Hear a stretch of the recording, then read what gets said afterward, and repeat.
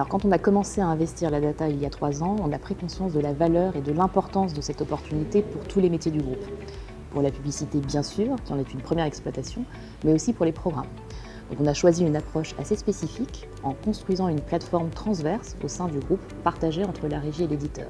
On a aujourd'hui une vingtaine d'experts, donc des data analystes, des data scientists. Certains travaillent sur les use cases publicitaires et d'autres sur les use cases éditoriaux.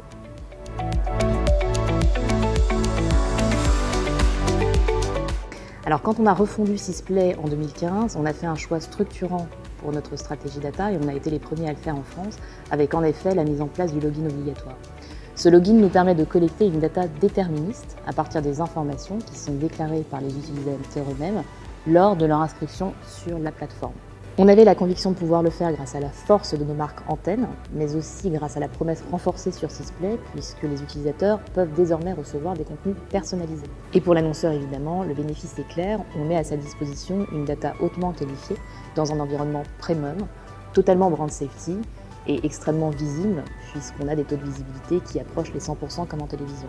2 ans après le lancement, on est très heureux du succès de l'opération, puisqu'on a désormais 18 millions de comptes logués sur Sisplay.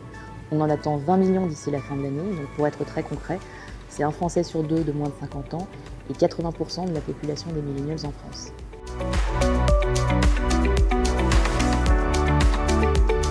Alors depuis qu'on a lancé notre offre publicitaire il y a 2 ans, on cherche continuellement à l'enrichir pour renforcer notre proposition de valeur aux annonceurs.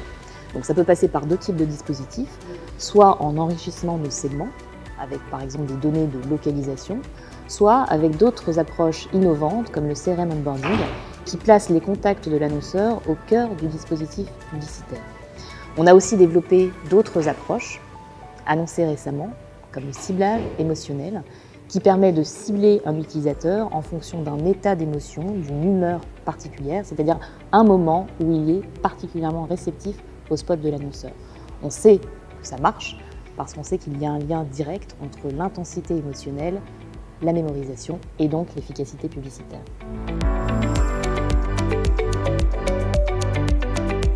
Alors avec la digitalisation de la télévision, on est à un tournant stratégique aujourd'hui dans notre industrie. En ce qui concerne l'offre data, elle était disponible jusqu'à présent en 3 écrans, les écrans digitaux. Depuis cet été, nous sommes en mesure d'adresser aussi de la publicité sur le 4e écran, l'écran de télévision, via l'IPTV. Et l'avenir pour nous, évidemment, ça va être de remonter jusqu'en télévision linéaire. On y travaille ardemment.